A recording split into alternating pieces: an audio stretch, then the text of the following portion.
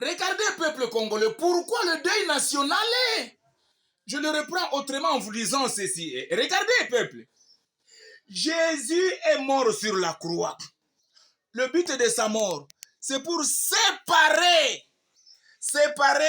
le monde des Nations Unies que voici d'avec son Église. Regardez, peuple congolais, la croix de Jésus-Christ, elle sépare le monde païen d'avec son Église.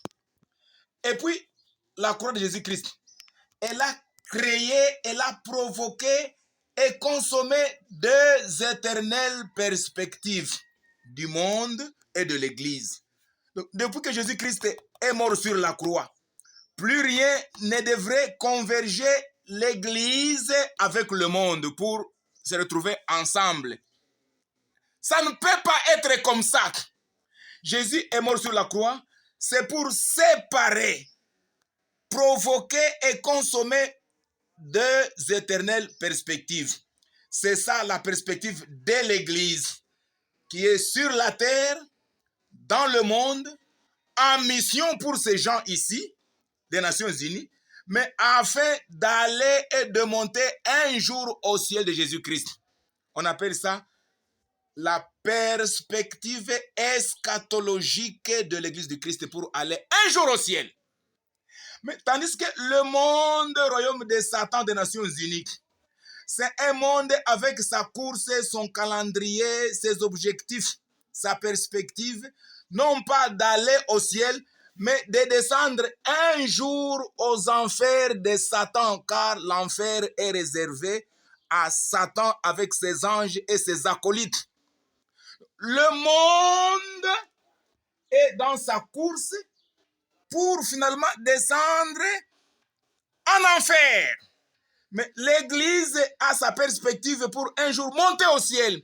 Parce que l'Église a sa mission, sa vision. Le monde a sa vision, sa course.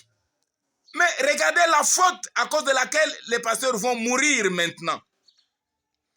Ils ont profané les effets du sang de l'agneau. La croix de Jésus-Christ a pour effet séparer. Jésus a crié à la croix, Eli, Eli, lama sabachthani. Il a versé son sang. C'est pour séparer le monde d'avec son Église. Mais les pasteurs, évêques, apôtres, à cause de leur corruption, eux convergent le monde avec l'Église.